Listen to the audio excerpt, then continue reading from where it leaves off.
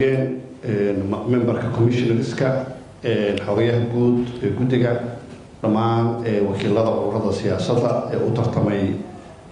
tartankii dhawaa ee quruxda badnaa ee bishii December sanadkii hore 25 December dhacay dhammaan waa idin salaamahayaa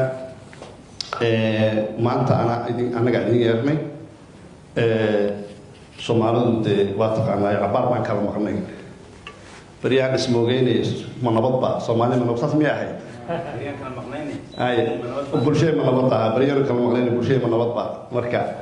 الحمد لله رب العالمين أجندها ما تقوي وحوايه صار صعطان بشي ديسمبر شهر لبعتك دور شديد عليه وأنا تيجي كل واقعي إسلام مركا أصلا وبارلمان محكمة السرنا ورقة الصوت ورتنو أيدي وحن حتى نوفرا الباب كي أها إن بروسيجر كي كذا قلنا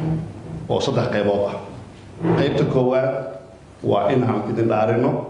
صدق هذا بقول يسقاشن كحبنات ترتق كوليستي ككل السعودية لبعضنا كأمر سياسة إن عم دارين تودي سماينو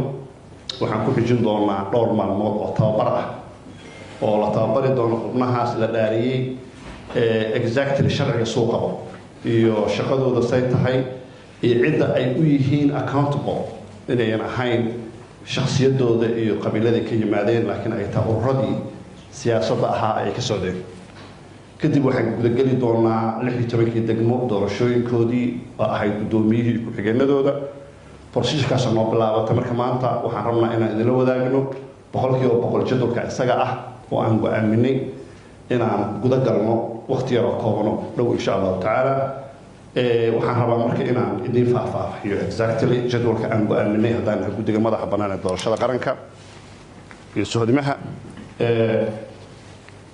waxaan garanay in bisha aan ku jirno bisha soo socota April labadeeda oo Khamiista ah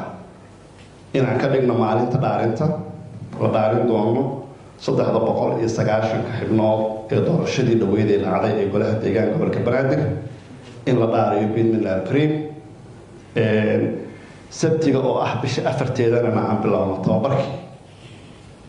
tababarku wuxuu qaadan doonaa maalmo waxay ku xiran tahay tirada iyo sida ma aragtay aan u helno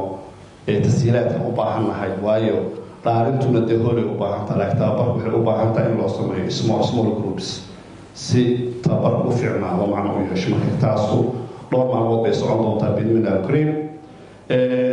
marka qorshaha noogu weyn waxa waaye maanta inaan idiin sheegno in khamiista soo socota oo labada bisha ah April ee dhici doonto maalinta la dhaarin doono xubnaha 390 ah ee ku guuleystay doorashadii dhaweyd